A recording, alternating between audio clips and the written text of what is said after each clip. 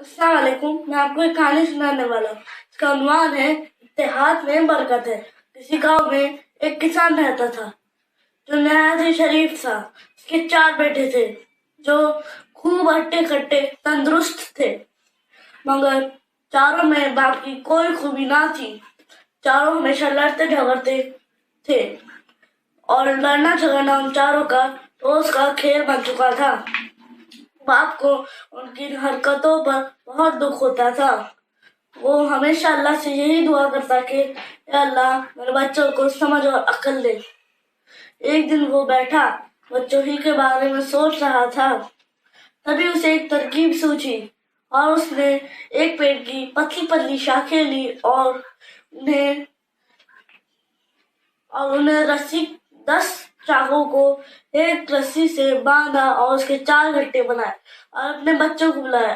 जैसे ही वो चारों आए, उन्हें एक एक गट्टा दिया और कहा, चलो अब आज हम एक खेल खेले।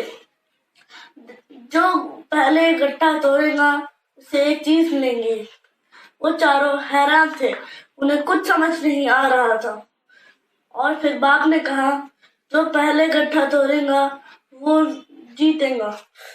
तब उन्होंने बाप को ऐसी नजरों से देखा, इसमें कौन सी बड़ी बात है। तभी बाप ने मुस्कुराते हुए कहा, तो चलो शुरू हो जाओ।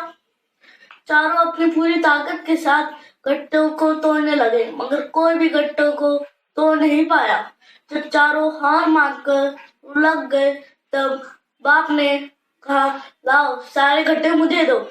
उसने एक गट्टे को खोला, उसकी शाखें अलग की और लड़कों को एक एक शाखी दी और कहा, अब इसे तोड़ो। चारों ने फौरन से कट कट तोड़ दिया और कहा, ये लो। और फिर बाप ने कहा, देखा, जब ये सारी शाखें एक साथ जुड़ी हुई थी तब तुम इन्हें तोड़ नहीं पा रहे थे, मुझे भी अलग हुई तब तुमने इन्हें बड़ी आसानी से तोड़ दिया। अगर तुम लोग साथ मिलकर रहोगे कोई भी तुम्हें नुकसान नहीं पहुंचा सकता।